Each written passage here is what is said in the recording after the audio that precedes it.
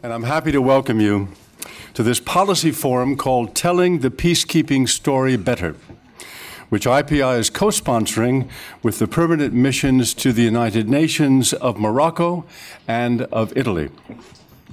As we said in your invitation, the fact that peacekeeping, a valued flagship activity of the United Nations, is the most cost-effective and impartial way for maintaining peace in some of the most conflicted places in the world does not immunize it from severe criticism for its perceived failures. Now, we are not here today to suggest that peacekeeping ought not to be subjected to critical scrutiny, but instead to ask whether there are possible improvements in the way the peacekeeping story is communicated that might better convey what the UN believes is a truer account of its worth. It's very appropriate that this conversation should be taking place here because at IPI's creation in 1970, in this same building, IPI was known as the International Peace Academy, or IPA, and its purpose was to train peacekeepers. Our founding president was Inderjit Ricky, an Indian general who, as an advisor to Secretaries General Dag Hammarskjöld and U Thant, set up or commanded peacekeeping forces in Africa, in Asia, in the Caribbean, and in the Middle East. It was a time when, because of Cold War stalemate, the UN was handicapped in training its own peacekeepers. Thus, IPA was born. Today's subject is one close to me because in the 4 years prior to my coming to IPI in 2008, I was in my final posting for the New York Times, which was covering the UN and consequently becoming a member of the UN Press Corps and happily a colleague of two of our panelists today. That assignment, by the way, occasioned an instance of the UN reacting to a critical reporter in what turned out to be a very creative fashion. If there are any UN information officers in the room, take note. I had written an article in the fall of 2007 about the new Secretary General, Ban Ki-moon, in which I noted that he had a wooden speaking style. He responded by taking the stage at that year's UN Correspondents Association Christmas dinner and singing me a song. The song was Elvis Presley's "Treat Me Nice, Treat Me Good, 'Cause I'm Not Made of Wood." I scored that 1 for Ban and 0 for Hoge. Our presentation today will focus on how the peacekeeping message goes out, how it is received, and how it is communicated to the public. And we have gone to the top to people our panel today, gaining the participation of 2 United Nations Under Secretaries General and 2 of the most distinguished and seasoned members of the UN Press Corps.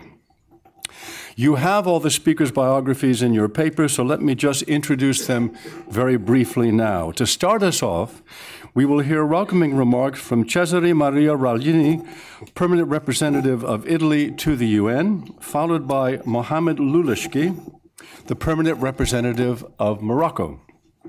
Our first speaker after that is Hervé Ladsou, the Undersecretary General for the Department of Peacekeeping Operations, and then we will hear from Peter Lansky-Tiefenthal, the Undersecretary General for Communications and Public Information.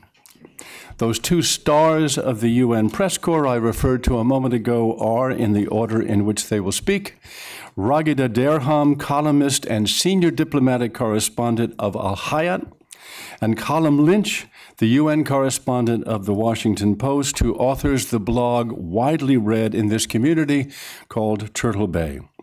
So, Ambassador Raglini, the floor is yours. Thank you very much. I think that you are right to be worried because I have a long speech, as you see. Well, first of all, I wish to thank the International Peace Institute, particularly our moderator, Mr. Warren Hoge, for agreeing to host the first policy forum telling the peacekeeping story better. As part of the series Communicating UN Peacekeeping, and the next event will be at the beginning of next year, the argument for peacekeeping. Also wish to thank our two Undersecretary General, Avela Tsous for peacekeeping operations, and Peter Lansky-Tiefenthal for DPI. And of course, my gratitude goes to Raghi Dergam and Colum Lynch, whose expertise and deep knowledge of international relations, international dynamics, and United Nations are unmatched. And enfin, mes salutations les plus chaleureuses for my friend Mohammed, the permanent representative of Kingdom of Morocco, with whom I had the pleasure to organize this series. Peacekeeping is working, said Avela Tsous on 29 October in the 4th Committee. And I couldn't agree more with him.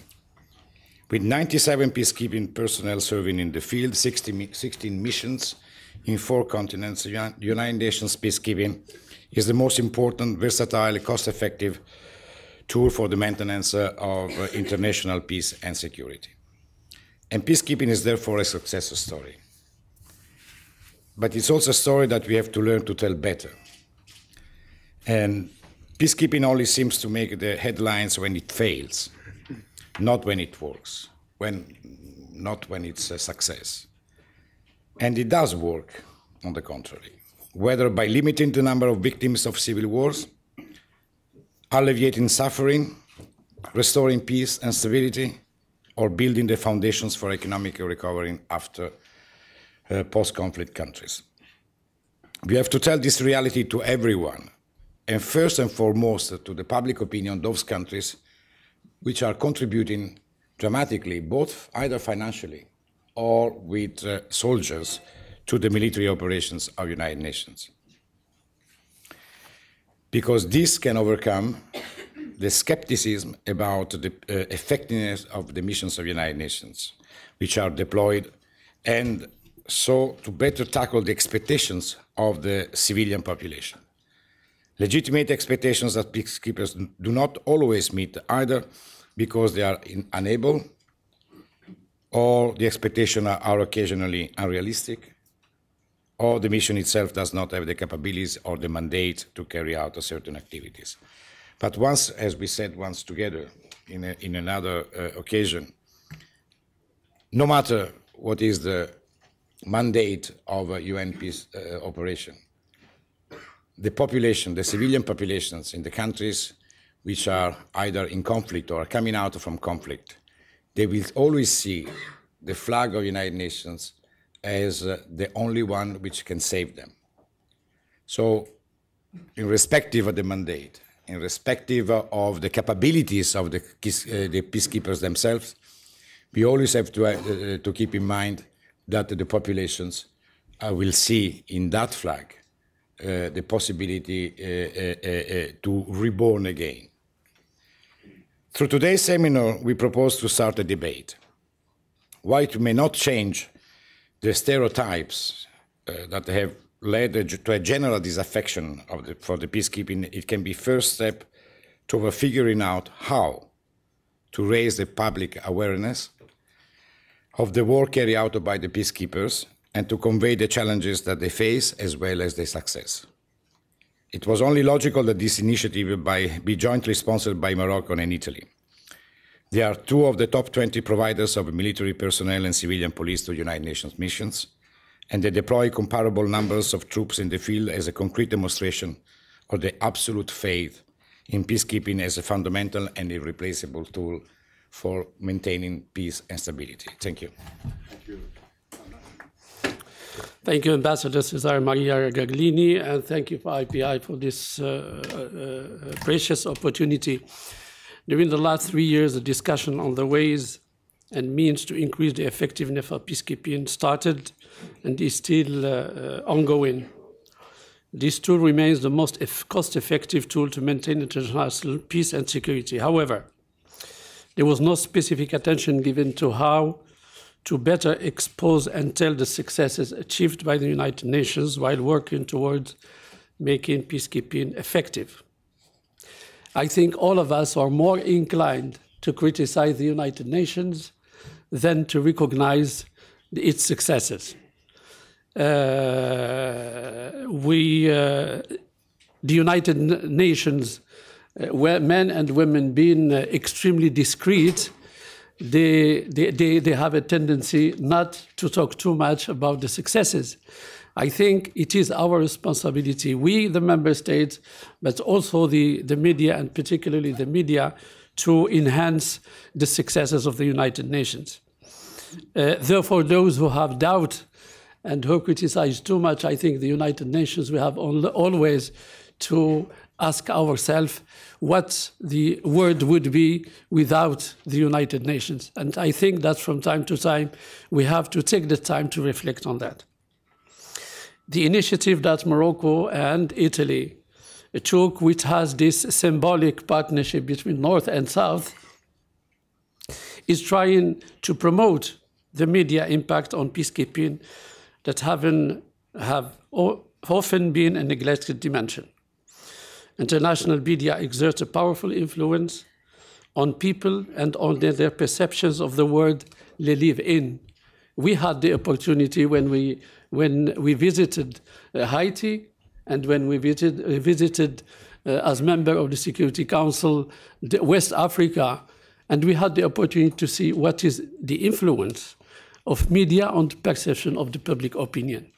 The media can convey a positive image. I'm not going to say positive image, but the right image of the role of the peacekeepers in these countries. And the small incidents, if it is magnified, have a tremendous negative effect. And when you have the crowd following just something that was floated, I think it's extremely dangerous, not only for the image of the United Nations, but basically, and first of all, for those men and women that are on the ground. And I think we have to reflect on the security of these people when we convey something that is not correct and that does not have been verified. International media and UN peacekeeping are closely linked. Media plays a critical role. Information and communications are vital to build trust and ensure the support of the local population for the mission, as I indicated. I'm extremely happy to join my colleague, the Ambassador of Italy, in co-sponsoring this event. Morocco will hold another event on the same thematic later on. I would like to recognize and thank the Department of Peacekeeping Operations that is playing a vital role, and I invite them and the Department of Public Information to develop more innovative ways of communications and to make their successes known to all. I thank once again the Undersecretary General Velad Sus and Mr. Peter Launskirtefendal for accepting our invitation, and I'm sure with their provocative ideas, Madame Rarida Daram and Colm Lynch will energize our discussions. Thank you. Hervé Labsous, the floor is yours. Thank you very much. And may I start by thanking you and through you, the International Peace Institute, for hosting us, and joining in this thanks the ambassadors of Italy and Morocco for bringing us together on this very important topic, which is one which is seldom far from my mind.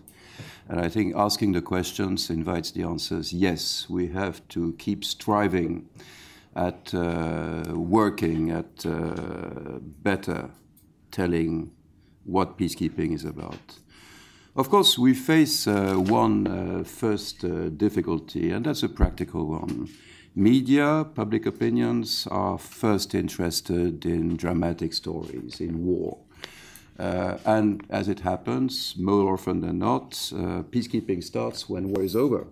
And it happens very frequently that actually, as our peacekeepers are coming in, they are saying goodbye to the international media who have left a scene which, in a way, has lost most of its appeal. And then there is, of course, the general fact, but that is a fact of life, that good news are seldom news at all. Bad news, on the contrary, yes, they do focus the attention.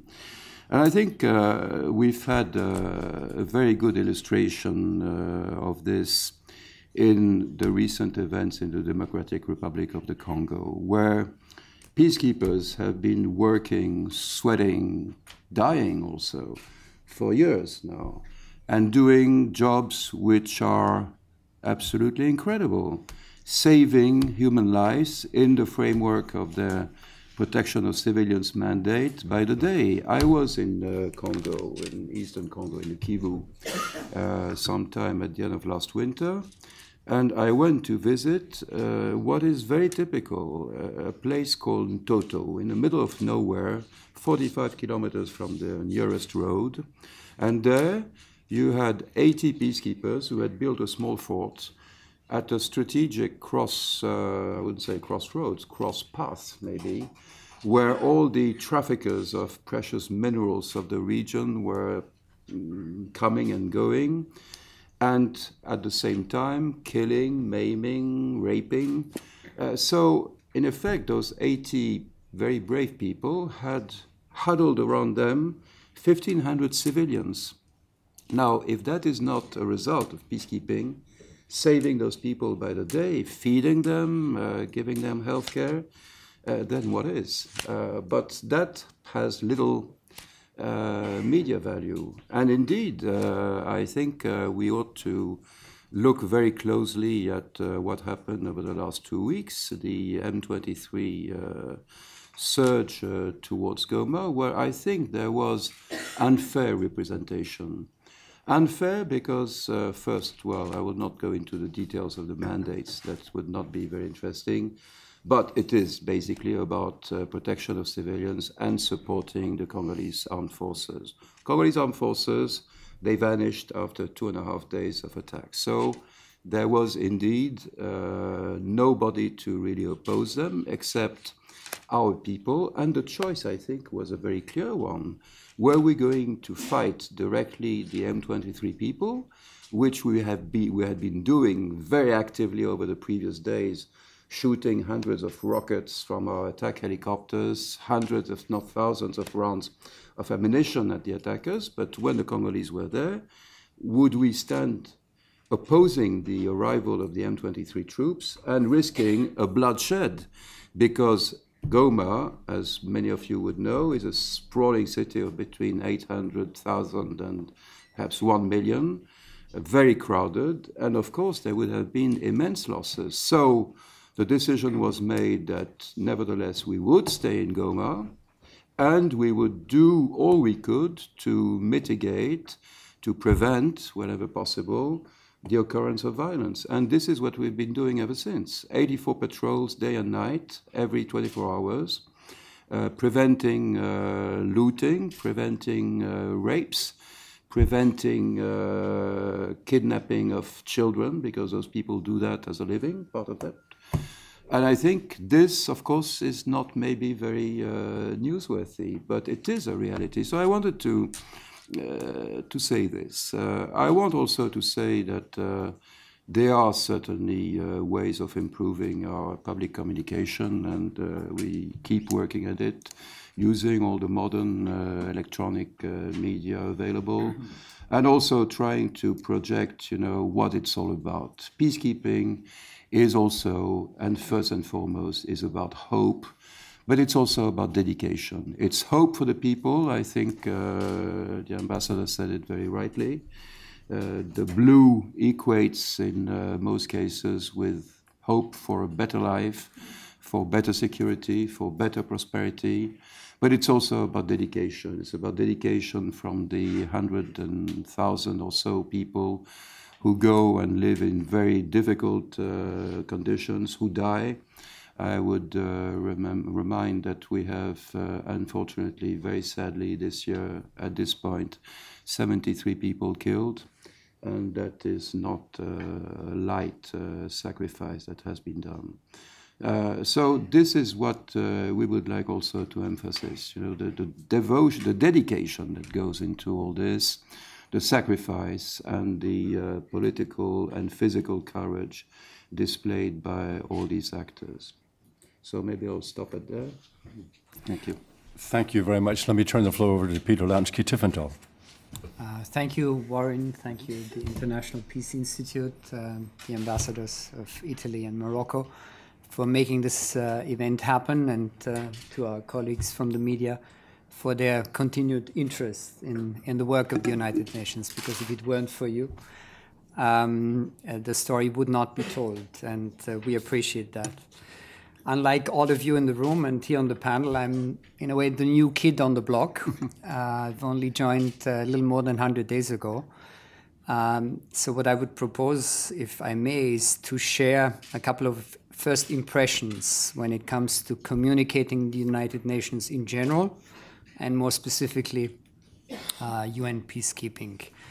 One of the very first observations I would like to make is, having lived in Washington many years ago, being here in New York, sometimes we get the feeling of this sort of inside the beltway view of the work of the United Nations. And we tend to forget, as Hervé put it, the kind of dedications that thousands of our colleagues have on a daily basis as they work to make that difference for the better of millions of people around the world on a day-to-day basis.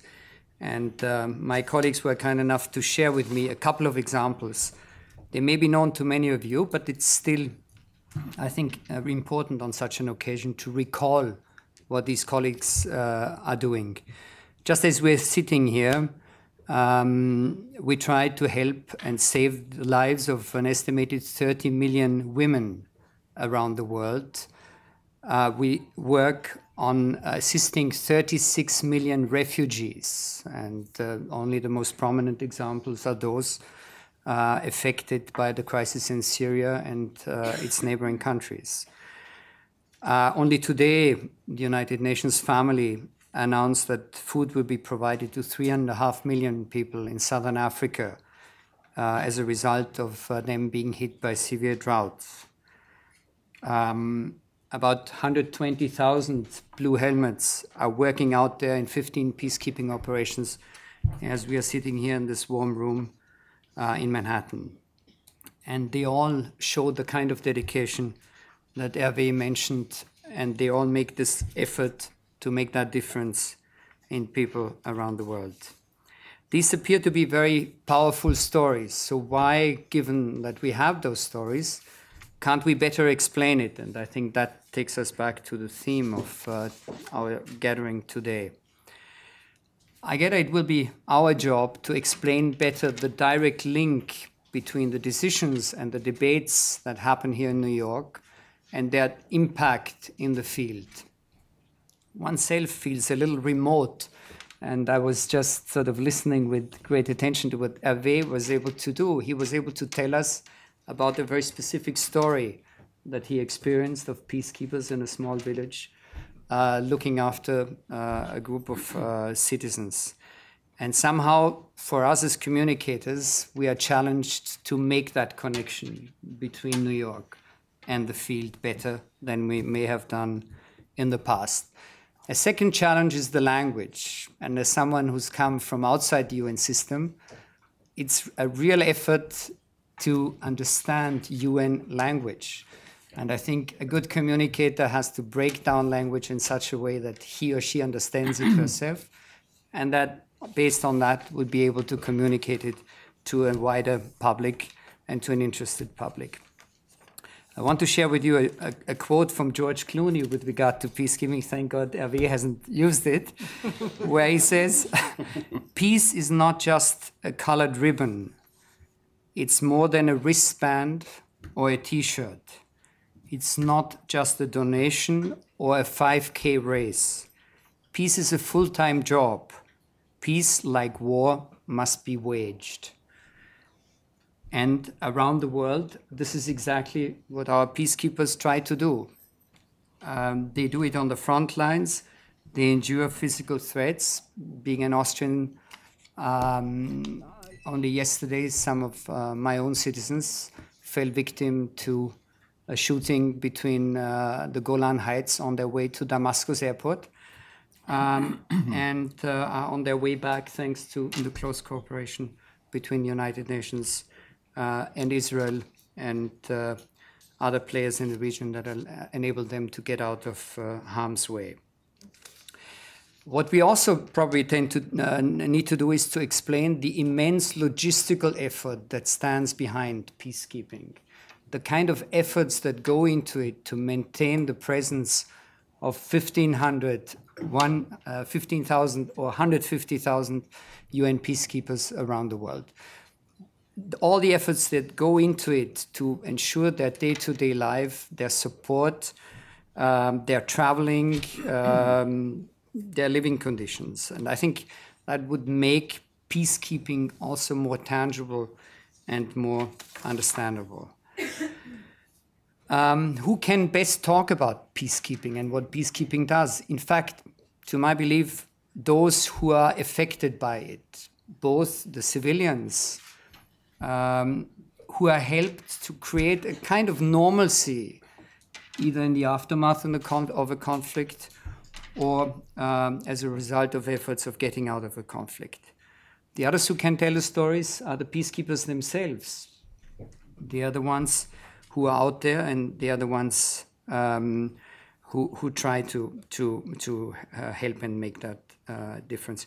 You also made a reference to the significance of the mandate. In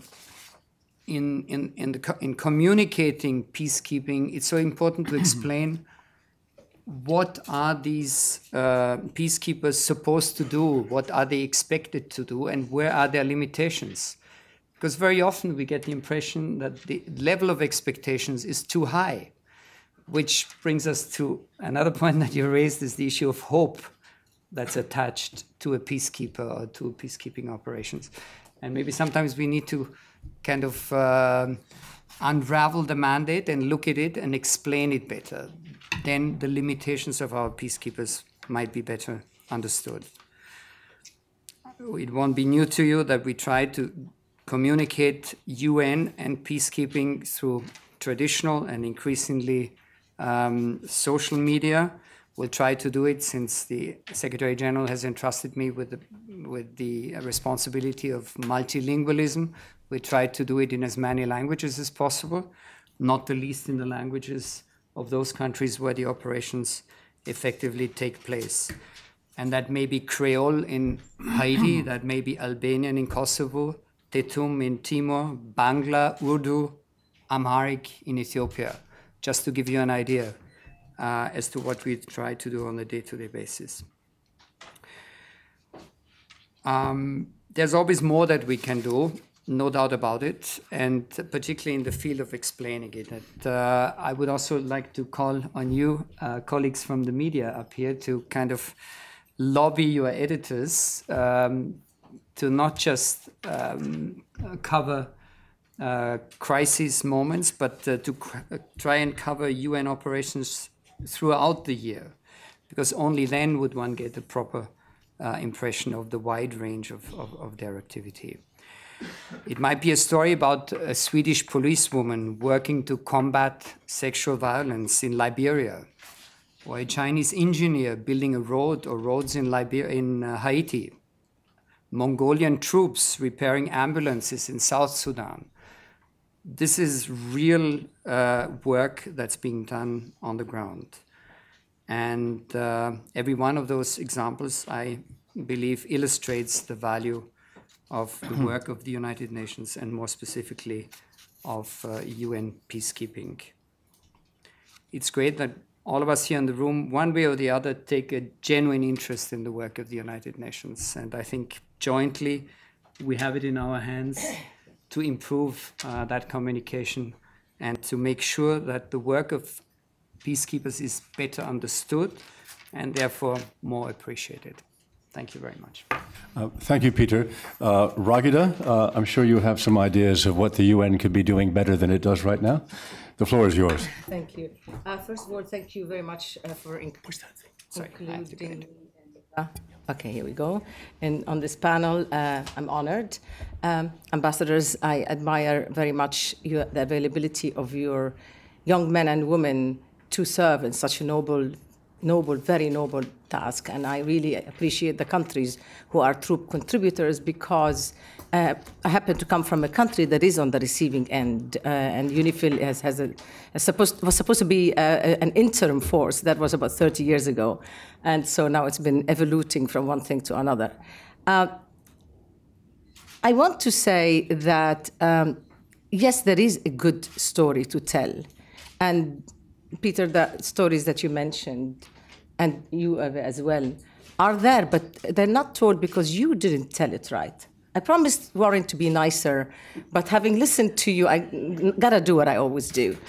That is not why I invited you here. I didn't want the nice Ragada Durham. I want the real Ragada Durham. Thank you. So I think that is an inherent problem in communication, in the structure of the UN's relationship with the media, with the local media, and the one that's based at the United Nations. And I think it is often that the UN is reactive, not proactive. But I think the most important problem is that you in the United Nations have not taken the media seriously as a strategic partner when it comes to matters like this. If you don't do that, it's not going to happen. We're going to just be bickering with each other all the time. And I bicker with your spokespeople all the time. I have a history of 30 years here, and I've known great spokespeople here at the United Nations, and I've also known lousy ones. The problem is that you can't think that you're doing us a favor by giving us the story. This is a two-way street. We are, you want us to do the good story and cover it, no problem, but you need to be available for the rough and tough and controversial one. It can't be on your terms only. It can't be when you're available. It can't be that you neglect our deadlines. It can't be that, the culture of hold it back and, I will let you know when I'm ready to tell it. This is wrong. There is something wrong with the culture of communication. You're new, so you just say, don't blame me. That's great. I want to learn. Yes, but I think Kofi Annan, when he was Secretary General, he appointed a task force, and that was in '97. And I happened to be the president of the United Nations Correspondents Association then, and I had the honor to serve on that task force that was headed by Mark Malek Brown, and we worked very hard to produce the document. Really, we worked very hard for weeks and weeks. We took it very seriously. And that document just disappeared. It was amazing that we never saw it implemented anywhere. Every recommendation we made was thrown out of the window. So don't waste your time if you're not going to really implement it. Now, the other thing I want to speak about, about the good story, again, as I said, needs to be told locally, not only through the UN media. You need to have specialized media as well. Tell it in, like you said, but tell it in all languages. Really be proactive by going to the media that may be concerned. Sell the story. We like exclusives. We place them better. You tell me, go to your editors. My editors are not going to just say, yeah, I'll listen to you. You give me a great exclusive, he's going to have to look at it, or she's going to have to look at it. Find your targets. Spread the, if you will, spread the exclusives. Don't focus on one person. Don't focus on one media. Don't think because you're in New York, the American media is number one. We in Al-Haya, we have every day page one story from the United Nations.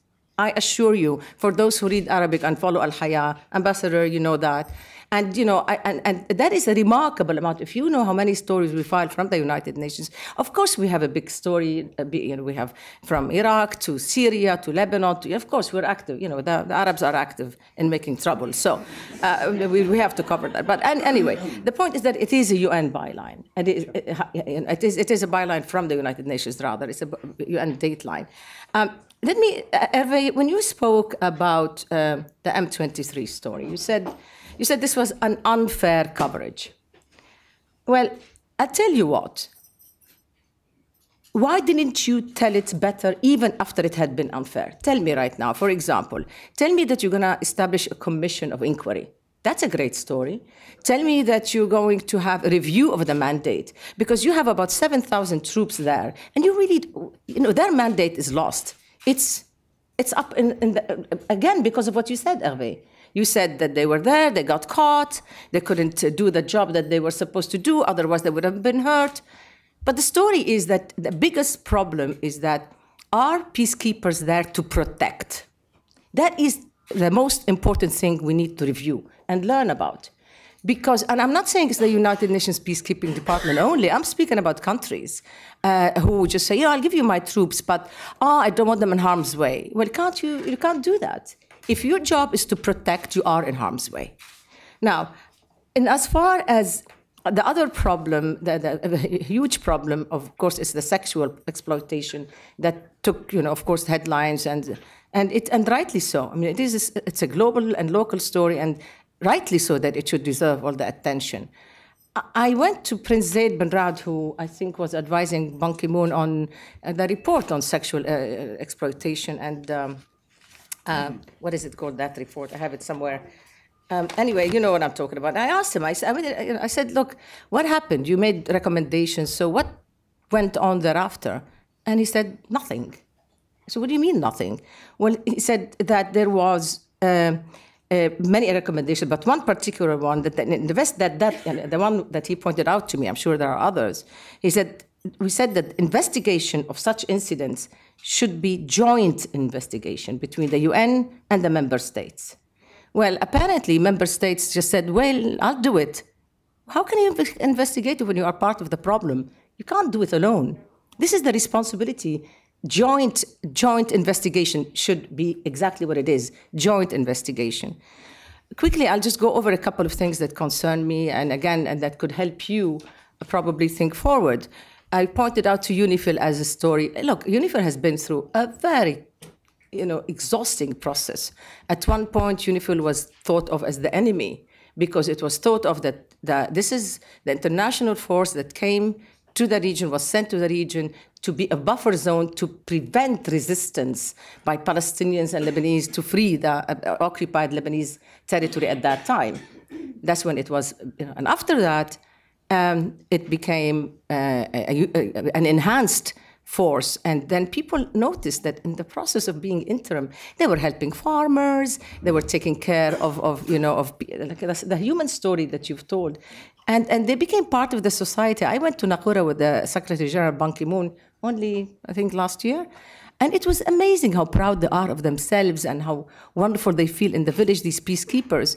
But they are, the story. The local story could be told about what they're doing. But we in the media, Colin and I in the UN-based media, we really want to know if UNIFIL is going to be expanded to go to the Syrian-Lebanese borders, or is there going to be a new force on the Syrian-Lebanese border? You see, I mean, it is because this is what we cover here.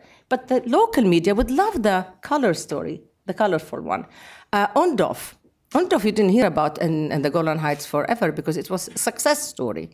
There was nothing. I mean, every report, whenever the report of the Secretary General came out, it was always, no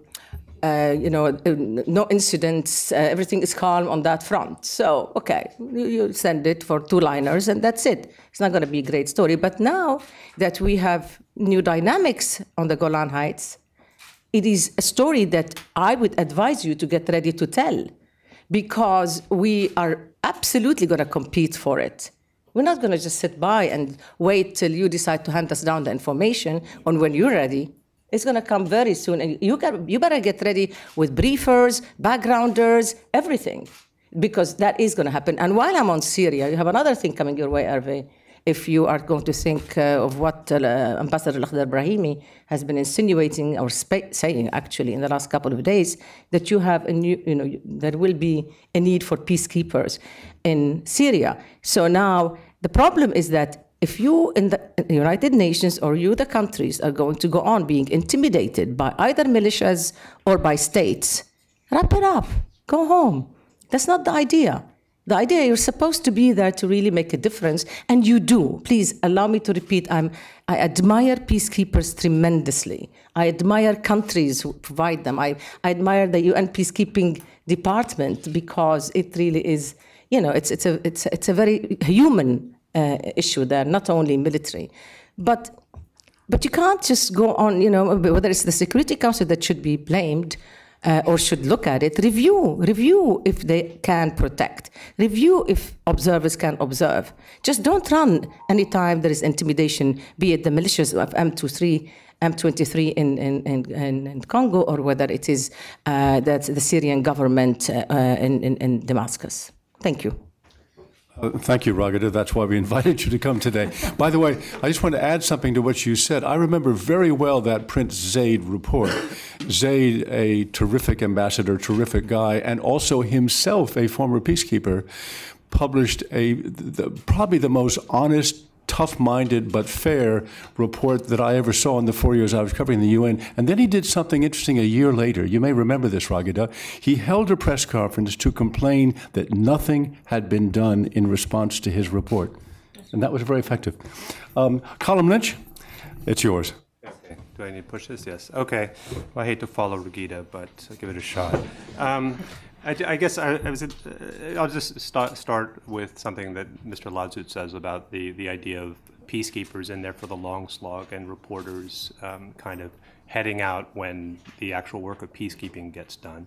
I mean, it's true that that the industry, the sort of news industry, has been in serious kind of recession. That big newspaper, television organizations don't cover these conflicts in the way that, well, they never did, sort of with intensive coverage, but we used to cover them a lot more.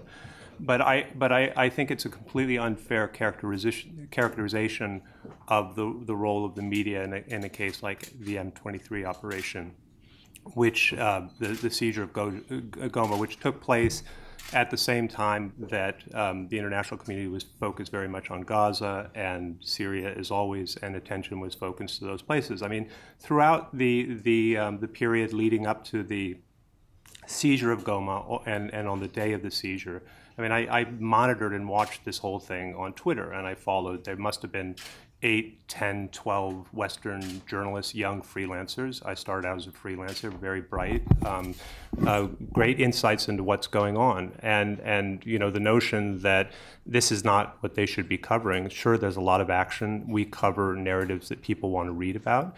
But I think, this is about the core, about what the UN is about, which is the protection of civilians. And this is what journalists do, and it does, and I mean, the whole notion of, are you doing good stories and bad stories, I just find is not helpful. It doesn't mean much to me. I mean, there's plenty of stories that we write that are bad. There's plenty of stories that are just interesting, that have bad, good elements in them. And I just think it's not useful. It doesn't tell anything. I mean, we're not going to write stories about, we're not going to do propaganda, and we're not going to do stories that, I mean, I'll give you a good example. I mean, Peter mentioned, why aren't we writing more on, say, Chinese engineers and that sort of thing? And I agree with him that one of the things that you never hear is the voice of peacekeepers. So I can't recall hearing a Moroccan peacekeeper speaking to the press. I can't remember an Indian. And I'll take the example of Congo. I mean, a really fascinating story, and it has been for the last 10 years, going back to Sierra Leone, is the whole concept of robust peacekeeping and the use of engagement in offensive operations. And you've seen these in Congo, in the DRC, you've seen them in Sierra Leone, you've seen them in Haiti. And they're dramatic, they're great stories. I don't think I've seen a kind of first-hand account of an embedded reporter with the UN in one of these operations, and I might be wrong, but this is sort of a narrative that is completely unfamiliar to me. And if you go back to Haiti, when the UN was engaging in these kinds of operations against gang leaders in Port-au-Prince, I think it was in Port-au-Prince, but the narrative that came out of basically from NGOs and medical workers, and the story was generally focused around issues of whether UN peacekeepers were going into clinics and medical facilities to go after people who they were targeting. And so, that's not a good story. And I think you can make a good case that robust peacekeeping, it's a completely different narrative than the narrative of Rwanda and Bosnia, which is fecklessness and impartiality to a fault. And it's a story that's also fraught with risks. I mean, when you engage in these kinds of operations, bad things happen. It's unpredictable. But I mean, if the UN is confident about these sorts of things, then they need to open the door. And if they don't open the door, that's fine. But it's not going to get covered. But I'm wondering, I mean, I put up on my Twitter feed, I put up I don't know, 7 or 8 reporters who were in Goma and Kinshasa and just traveling all over the area when on the days of the final operation. And I can't imagine that any of these young reporters wouldn't have just jumped at an opportunity to sort of go off with the Indian peacekeepers who were engaged in fighting with the M23. So I think that there's a lot you can do, and I mean the M23 also, in a way, it is getting coverage. In the U.S., the coverage is generally filtered through a narrative about Susan Rice's kind of capabilities and as an ambassador, but why not? Why is I mean, basically, you're looking for any vehicle to write about these issues, and she's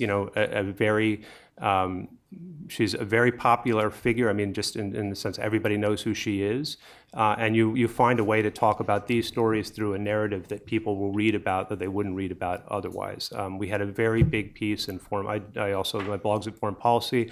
I've been writing more about this story as a way of reflecting on Susan Rice, but we also had a very big piece by Jacob Stearns on the site this week, very detailed, also focused on Rice, but a knowledgeable guy who follows this issue. I think he's spoken here before, and so all these people are engaged. They're there, or they're in the region. They're covering these things. So I just think that one has to be more creative about finding who the media is. Being in touch with these people and being a little more proactive. I can go on forever, but I think maybe we'll give it a chance to open up the floor. Thank you, Colin. Peter Nervé, I'm going to bring you into the conversation later on, but first of all, I'd love to hear what's on the minds of the people. Can I just add one thing? Yeah, because I lost it. But on the Chinese engineers, I mean, this is an issue where I think it would be fascinating to do a story on, like, the Chinese in Darfur, or well, hey, they're not in Haiti anymore. Yeah, but it would be fascinating to do this. But I'll give you an example. Every year, the force commanders come to New York, and I'm very interested in China and how China's sort of role in peacekeeping reflects its changing role as a global power. And so, I write a lot about their role in sanctions. I'm very interested in kind of their increased role and presence in peacekeeping. There are more force commanders. But the force commander is coming into town, and DPKO comes to me and they said, do you want to talk to any of these guys? And I'm like, oh, the Chinese force commander, this would be really interesting. I'd love to talk to him. And I want to talk to him about China. I don't want to hear the story about, we're doing great job here, and, I don't want to hear kind of the party line. I want to find out, like, what are the Chinese doing in peacekeeping? And so I think that there's enormous resistance among the member states that they don't make their people available in a way that's a little more kind of open and natural and allows us to pursue the kinds of stories that we want, which is neither a good story nor a bad story. It's an interesting story, and they're often important. Sometimes they're not. I mean, the UN gets banged up like hell when there's a big crisis, and often it's perhaps not as informed as it could be, but the UN bears its share of responsibility, as we do, for having the best narrative as possible. I mean, the big case goes back to the sort of classic case of Somalia in 1993 and the Black Hawk Down operation, which was sort of initially blamed by the Americans on the UN, which had no role in that except sort of a secondary role in the rescue operation, and so. This was sort of a case where the UN kind of, is afraid of the big, powerful states, doesn't say anything, kind of rolls over in that case, and did great damage to them. And this is another instance in which, while it's very difficult, that there's a real kind of long-term interest in terms of your brand, in terms of, willing to more aggressively make your case. So, all right. Thanks, Colin. You can continue on if you like. I'm not cutting you off. If you would, by the way, we are webcasting this, and what that means for those of you who will be asking questions is when you get the microphone, please hold it very steady. Don't gesticulate with that hand, the other one, and because the sound will go out that way steadily and not organized. And I'll ask you about 3 questions at once. Here, second row, 1, 2, 3. Roma Stibrovy, NGO Sustainability. as a person who works on development issues and sustainability issues, I find that we in the UN don't have the kind of communication within the UN from peacekeeping. About 2 undersecretaries ago, he used to have very important large meetings and tell us what's going on every few months. But we haven't had that in the past 10 years. And it would be good to be kept better informed in the community. Thank you. The gentleman behind you. Could I ask, actually, it'd be easier for the rest of the room if you stood. Thank you. I'm Jack Christofides. I'm from the Peacekeeping Department. Since my boss is on the podium, I'm going to make personal comments. With all due respect to Ragida and Colm, and even yourself, Warren, but you're not the people we need to be communicating with. The people that we rescued in Goma, the people who sought our assistance, those farmers who go to the Moroccan troops up in the area that is terrorized by the LRA, they know what we mean to them. They have absolutely no doubt who to turn to and what color the flag is that they need to protect them. Thank you. And then, just wait for the microphone to get to you and identify yourself, please. Yeah, it's Rhonda Haubin, and I have a blog at taz.de, which is Die Tageszeitung website. And I thought I was appreciated Peter saying that communication is something we have to work together on. And one of the big problems is we don't get communication from peacekeeping, that there was something wonderful that was going on, and that is Major General Robert Mood had a series of press conferences in Damascus where he sat the journalists around, took their questions and answered them in a very forthright way. And what's wonderful that you did is you put them on YouTube. And so we got answers that we never see or hear. And I guess I wonder why we don't have more of that kind of activity going on here, and if you can build on that. And 2, what he talked about at one point in a press conference on June 15 was that he talked about how there was a report done by the UNSMIS peacekeepers, they weren't peacekeepers, but the UNSMIS people. They went to Hula, they investigated, they put together a report of conflicting information, and they submitted it to UN headquarters. And I have been asking and looking, and other journalists have been asking and looking for that report because the Security Council asked for a report from UNSMIS, and it's disappeared. And when I've asked people, they say go to the Human Rights Council and their Commission on Inquiry, which didn't have any access, where Major General Mood did have access, and he said he could provide access for others. So you had something wonderful. And then there was another press conference that he had, which was July 5th. I'm going to ask you to keep it short because other people. Okay, and in this press conference, what he said is he explained how he managed to be impartial and how he maintained that. That was wonderful. That's the kind of stories we need to get out. Is there a way you can help us to have access to you so we can get that information, we can learn more, and we can spread it? There's the question. Hervé, could you take those 3 and Peter? Okay. Any points you'd like to start? Well, thank you very much, and thank you in particular for these last comments/questions, because they do. I take this exercise today, this gathering, as an opportunity to learn. And I do hear many ideas. To Ragida, for instance, I could say, yes, I have undertaken a review of what it is that we are doing in Congo. To you, Colm, if I may, I will say that I'm not complaining about the fact that the media reported on what was taking place in Goma. I was noting that perhaps some of that comment was unfair, but I respect the role of the press. And in fact, if I do take something from this already, and I'm sure it will increase as the meeting goes on, it is fresh ideas. Yes, putting more material on YouTube. Yes, madam, having more internal meetings. I was totally unaware that this had been taking place maybe 10 years ago, but this is a jolly good idea, and I'll do it. So this, I think, is my comment, my reaction. Thank you.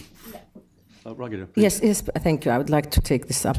Okay, if you're doing review survey, that's great, but you know, I don't know how many spokespeople you have. Do you know? Like, do you know how many spokespeople you have throughout the world in the field, and how many spokespeople do you have at the United Nations? Do you know? Well, Martin. No. You have department spokespeople, and you have department spokespeople. One is sitting right there. Jared is there. He's a department spokesperson. Well, I think the there's several. There's peacekeeper, spokespeople. I just want to know how many do you have? The honest answer is, in today's world with social media, every single one is a spokesperson. Everyone who is out there in the field working for the United Nations in one way or the other is an eyewitness to what's happening, and through social media, a participant in the media scene. So in that sense, I think it's less a numbers game than a question what kind of information is being communicated. Well, okay, in that case, I advise you to hire half of your spokespeople. Fire rather than hire. Okay, because you don't need many of them anyway. Half of them are not useful. But the gentleman maybe you spoke honestly about the culture of the United Nations. When you said you're not the people we need to be communicating with, you are honest. And you were honest in front of your own boss, who's just trying to say, this is the whole purpose of this is to say, how do we communicate better so that we can do the story better? And you stand up and you say what you just said, bravo for you, because you know why? To me, you made my point. You made my point that the culture at the UN, something is wrong with it in its relationship with the media. Okay, we'll go to the front row here. We'll go to the back in the corner, and Frank here. Okay. Yes. How do you do? My name is Ann Phillips. I'm a member of the board of IPI, and I thank all of you today for participating in this. It's so terribly important, as Ragida emphasized. Anyhow, I too was on a task force appointed by Secretary General Kofi Annan, and the subject was very similar to today's panel discussion. And we concluded that it was not, as you have said, the media's job to propagandize for the United Nations. It's their job to put out the stories, and to put out stories that will increase readership for their newspapers. And as you pointed out, sadly, people are not interested in positive things happening. They're interested in the catastrophes. We said, and I've said for years, the UN needs good public relations. Whether you hire people who do public relations, it is their job to get out the good stories and to change the perceptions of the public. I mean, I find more and more that I am defending the United Nations from people who read the newspapers. I mean, the average person does not read newspapers. Sadly, most of Americans, I think most of the world, get their news from their local television stations. But I talk very often with people who are very well informed and read newspapers, and all they know about is the talking and talking and talking that goes on in the Security Council, talking and arguing that goes on, and they don't know all of the positive, wonderful things that happen with the FAO, with the Food and Agriculture, with World Health Organization, with, well, I won't mention UNESCO at the moment, but there's so many wonderful agencies. Well, we'll talk about that later. All right. Anyhow, and I think that really the UN should consider hiring people to do public relations. They're the ones whose job it is. They can ferret out the good stories and be sure it gets on the local channels around the country, so those people out there who have these idiotic, preposterous ideas that the black helicopters are up there and going to try and take our sovereignty, from us. And I mean, it's nonsense. And this is the kind of thing that has to be counteracted. And that's my comment. Sorry, I don't have a question. In the corner, can you get a... Good. Thanks a lot. Matthew Lee, Inner City Press. Hold it up, Matthew. Sure, okay. I mean, not that it's obligatory to say it, but I have a lot of respect for a lot of people in DPKO and a lot of the peacekeepers. It's a very noble endeavor. But I want to use this opportunity to ask, actually, just a couple of factual questions that I've been trying to get answered at the UN. I've been unable to. Just one, okay? Okay. All right. It has to do with the DRC, and it has to do with, as the Congolese army, the FARDC, retreated from I guess, losing to the M23 in Sake, they went to a town called Minova. This is all pretty well documented. And the next day, the hospital there reported that there were 22 women, at least, who had been raped. So DPKO has a policy called the Human Rights Due Diligence Policy. It's supposed to mean that they don't work with units of the Army and support them if they engage in human rights abuse. So since this incident was reported, it's in an OCHA report, I've been asking Mr. Ladsu at the stakeout, and I really hope that you'll answer the question here, which units of the FARDC were present in Minova when the rapes take place? How does the due diligence policy work? Do you name the units and then exclude them in full? Do you find out which individuals they are, just in order to put what's a pretty horrific story behind? Time magazine had the Maimai Cheka throwing heads of decapitated civilians at the peacekeepers base in Pinga, and there hasn't really been any response from MONUSCO. I'm sure it's very difficult for the peacekeepers there, but when these things come up, I really would like an answer from Hervé Ladsu as the head of DPKO. Thanks a lot. Thank you, Matthew. And Frank?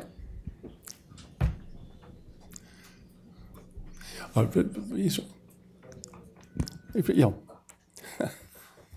Yeah, hi there, Frankie Ciardum, CBS News Up to the Minute. Can you hear me now better? Okay. Yeah. I've covered the UN for over 20 years, and I have to agree with some of my colleagues here. There has been no institutional continuity on how to communicate with the media. I mean, for over 25 years, that's been my biggest complaint. The other thing is we've been talking about force commanders here. I'll give you an example on how things aren't exactly coordinated between what's going on in your department or with peacekeepers and how to get the message out.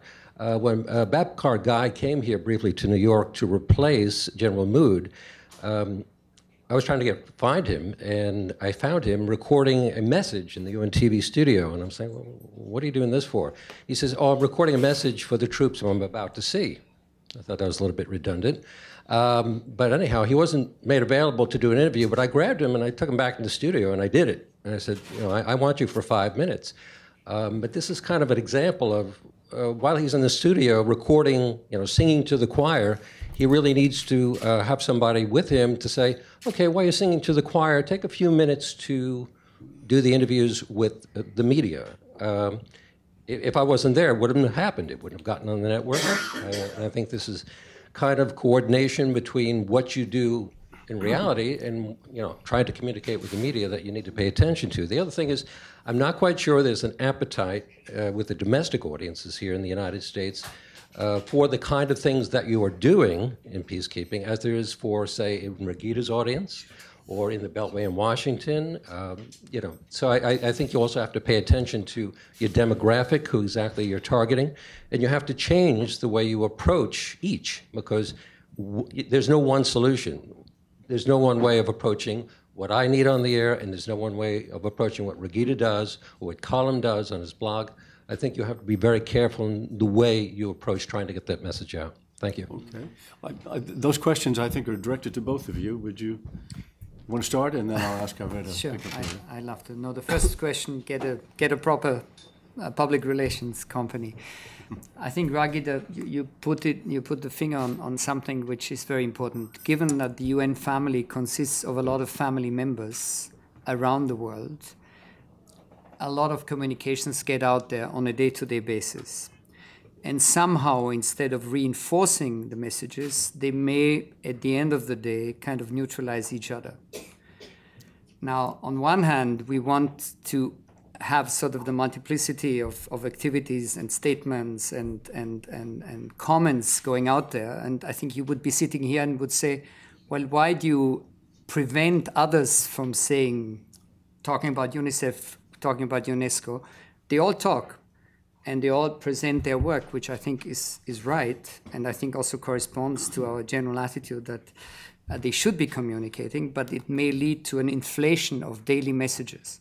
And maybe it would be our job to see to it, to kind of bundle it, or I don't know, make it kind of easier understandable. Just to call a company, I've seen that in another context, it doesn't work because their heart is not in the right place. I can assure you that the heart of people working for the United Nations is in the right place. It may be that they don't talk about it properly, but it is in the right place. And I think no external company would have the emotional involvement to communicate in such a way. And we'll show you that we can do it, not just with heart, but to correspond to kind of the targets that Ragida pointed out.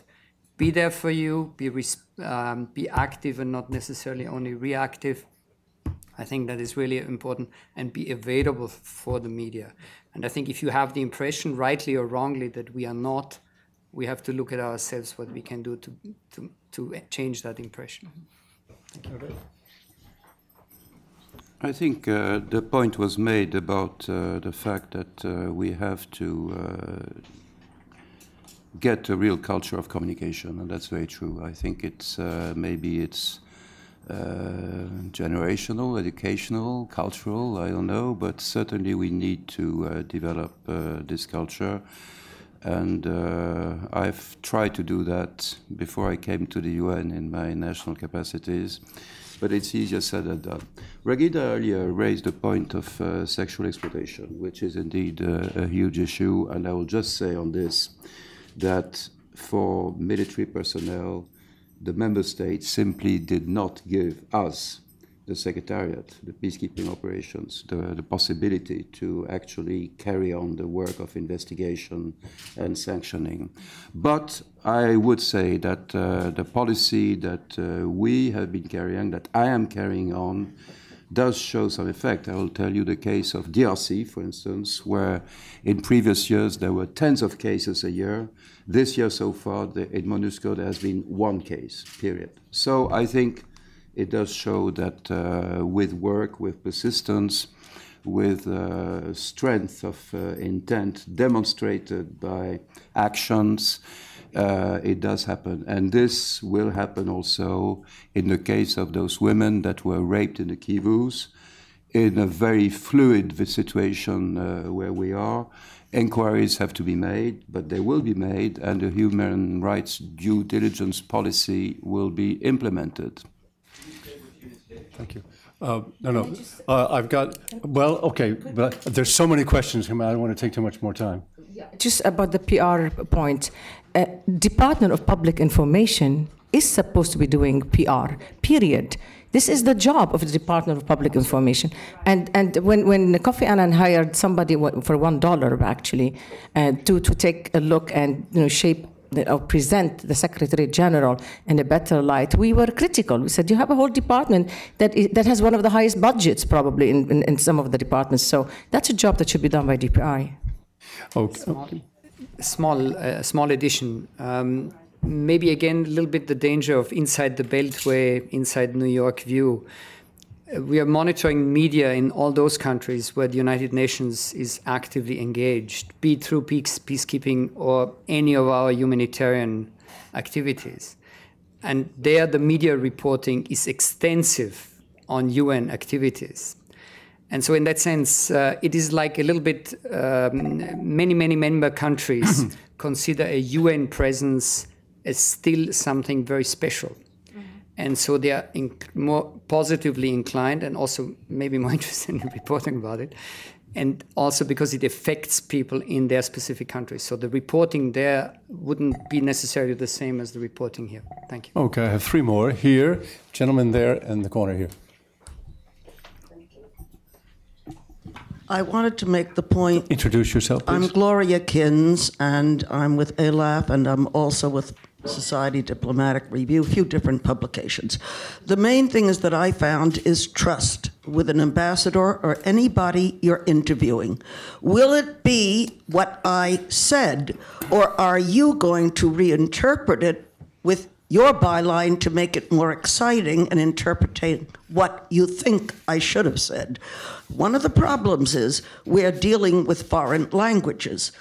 I speak Spanish, I speak French, and I've interviewed many people in the different languages, but it's not always exact. Now, I'm mostly in magazines, and I keep hearing newspapers, sir. You at the New York Times, you have that weekly magazine section, which could come out with a photo of the general who heads the Peace Corps. And what is the Peace Corps doing? Because it's very much like our Corps of Engineers. Americans have to understand that the role of the Peace Corps is sometimes like the American Corps of Engineers. I have to ask you to get to the question because I have two more. Well, I'm just going to say that it's a case of trust. And at least with magazines, you have the time. It's not hard news and deadlines always. You can show them what you've written and say, is this what you wanted to say. And I found, in my case, I've developed trust. I'm not one of the top reporters in the UN, but I have people coming back to me. And if I cannot do it, I refer it to a colleague who can. Very good. In the middle of the room. Hi, Chris O'Donnell. I work for DPKO. And I was just picking up, I think, on Colin's comment about robust peacekeeping. I was a DDR officer both in MINUSCO with Jason Stearns, in fact, and disarmament also in Haiti during that time. And I think there's something about with the soldiers going in to risk their lives, they need an image behind it that they can believe in. Something that's popular, something that makes them feel. Every other military has that. Usually it's attached nationally. Now the difference I'm just pointing out between Haiti and Congo is that the Brazilian government articulated it to them. They actually told them that this is part of your hemisphere. Brazil is moving, is backing the UN, and there's a national, there's a pride to this, and they had so much pride, and they were the right people, and to this day, I'm very close with them. Now, when you go to MINUSCO, it's many different militaries, and they don't have that image. Like, there's not told to them, you're a peacekeeper, you're willing to die for peace. That's something to be proud of. It's not there, and we need to somehow create that. Thank you. Thank you, Chris. In the corner. Thank you. Hi, I'm Margaret Novicki, and I work in the UN Department of Public Information. And I want to say a word in defense of our hardworking public information and peacekeeping colleagues, because I was one. I was spokesperson and chief of public information on 2 UN missions in Sierra Leone and Liberia about 10 years ago, and I feel like I'm having flashbacks to the analysis that I have to say I share with my 2 journalist colleagues of what was wrong with what we were doing in terms of public information and peacekeeping. Back then, when I went to Sierra Leone in 2001, it was right after 200 UN peacekeepers were taken hostage. 2 troop contingents pulled out. Half the country was occupied by rebel forces. And everybody, and it was a very big story globally. It was like the DRC story is today, maybe bigger, probably bigger. And everybody was saying that the UN was a failure. And the mission very nearly collapsed. And I went in to help, and our analysis was, among other things, was that the UN was not being proactive at all. In fact, we retreated in fear from the media after our peacekeepers were taken hostage. It was a very hard story to turn around. We had lost public support for peacekeeping. And our solution was to devise a very proactive strategy, public information strategy, which addressed both the local media, getting them to understand what the UN was there for. We were not there to fight the RUF, but we were there to support a peace process that had been agreed. And secondly, to get the international media who were really, really interested in this story, and I used to get calls all day long from the major media, BBC, etc., very critical of the UN, to try to turn that story around. And the way we did it was by talking all the time, on deadline, at news time, going on BBC Focus on Africa twice a day to counter stories. The RUF had satellite, this is pre-cell phone days, okay? The RUF had satellite phones in the bush. They called up BBC Focus on Africa and gave their side of the story. So then I called BBC Focus on Africa and said, wait a minute, that's not true. We embedded the BBC West Africa correspondent, Mark Doyle, with our troops to deploy into RUF-held territory. He was one of the UN's biggest critics beforehand. After that, it turned the story around. And at the end of the day, in conclusion, I just want to say that the role of public information as a strategic weapon in peacekeeping actually helped those missions succeed. Thank you. Excellent. I'm not sure I heard questions. I heard interesting comments. But if you would like to respond to any of it, Hervé, please. Thank you. I did discern the most important phrase in what you said, madam, fear of the medias. And that, as yet, is still all too frequent. I, for myself, had no fear of the media, and my colleagues or those of you in the press with whom I have had a chance to work with, you know, this is not the case, but this is again a matter of culture. On the contrary, it has to go to trust, as Madam said, but it's a process. and we have to encourage it. In fact, in some national administrations, the ability to communicate is a necessary element to be considered for promotion. And I think this is really something we should have in mind. Very interesting comment, succeeding on others, about robust peacekeeping. I think this is something, again, I benefit from today. We're going to try and do something about it. I know robust is a bit theological to certain delegations, to certain countries. Maybe we have to find other words, but I think we have to make the point that peacekeeping remains peacekeeping. It's not about waging war. It is about peace, but that can be done in various degrees of proactivity, and yes, I'll say it again, robustness. So thank you. We'll follow that on that. Ragida? Sure. Look, thank you so much for giving a context, a very clear, practical context for what I put forward in my opening remarks. There has been a retreat. I remember Mohammed Sahnoun, a very able ambassador who was an envoy to Somalia. And it was remember Hervé?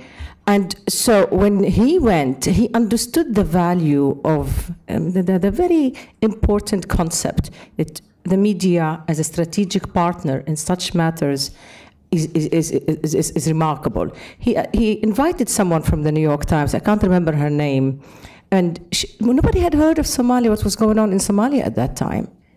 But he, as part of his strategy, let the media in, did not tell her what to do, obviously, but he, through her, told the story. Secondly, as I said, I came here in 1976, so I've known lots of spokespeople, and at that time it was one and a deputy. Now we don't, not even you know the number of.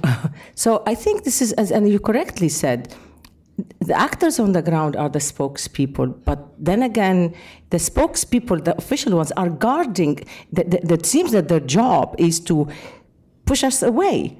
Their job, and I tell you, most of my colleagues here would agree with me, is sort of like to go on with the secrecy and to think that we're the enemy. That is not going to work anymore, because it just really ruins what you're trying to do, and it doesn't get the story told like it should be told. It should be told. And I'm not only speaking about peacekeeping in this. I know we're talking about peacekeeping, but I'm speaking about the culture of secrecy and the culture of thinking that we are the enemy rather than being part of your strategy at the highest levels. See if it's on. Hi.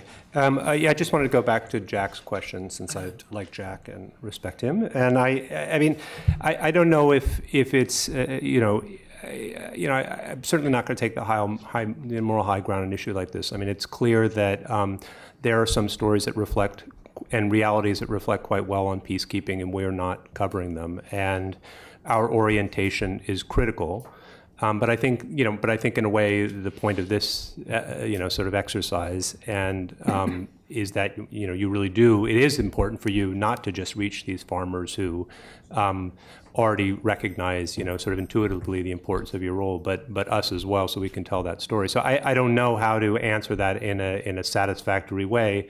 But yes, it's true. I mean, it's and even more so for us who are here in New York City and not covering it on the ground. On the other issue, the robust peacekeeping. I mean, that's a great story. I mean, what you were talking about how there's a different sense of national purpose and how that affects how people function, and that's actually a fascinating story. That's not a good or a bad story, but that's just is really interesting about how people deal in these operations. And then one last thing on PR or not.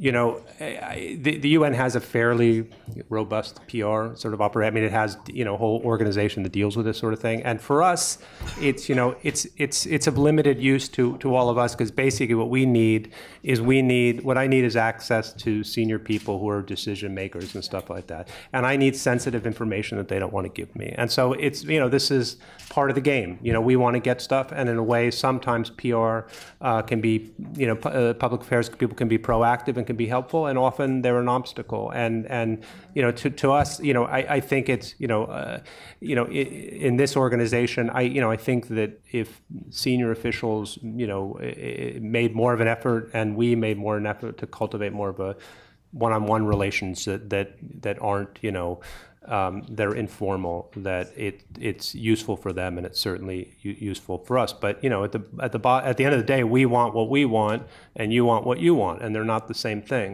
And and I understand that tension, but I'm just like the whole sort of issue of the PR. If I'm getting story ideas from the PR wing, I'm probably it almost I'm just I have like a reflex that says no, and so it doesn't help. We've only got about 2 more minutes. Okay. It's just to say that quite often, whether it's true or not, people associate the time with the Secretary General himself. Perez de Cuellar was a very available Secretary General to the media. We were always around him. We were always like getting things straight from him. His administration was available, and then Kofi Annan. Again, there was of course the problem with Boutros Ghali in the beginning, because he sat up on his pedestal in the beginning, and he had trouble with the media because again this was the culture that he brought around. Right now with Ban Ki-moon on his second term, a lot is associated fairly or unfairly, because I like the man, and I think he's a very courageous man. But the culture of what's going on at the UN, and it is unavailability to the media, and its dismissal of the media is very much blamed on Ban Ki-moon. And if you are listening, Mr. Secretary General, do something about it. Peter, the last words are yours. Well, I get in real life, when a perception is there, for rightly or wrongly, it has to be changed. And I think that's the biggest message that we take with us. I don't agree that the SG per se is not accessible. I think on the contrary, he's extremely accessible. But you were talking more about the culture of the whole system. And I think if we created or contributed to a culture that's being considered as to be defensive vis-a-vis media, we have to turn it around. It's as simple as that. And we're going to do that. Thank you. I'm an addict, a watcher of the Sunday morning talk shows on television. And George Stephanopoulos calls his group the Powerhouse Roundtable. And I think that's what we had here today, thanks to the participation of Ragida, of Colin, of Peter, and of Hervé. Thank you very much.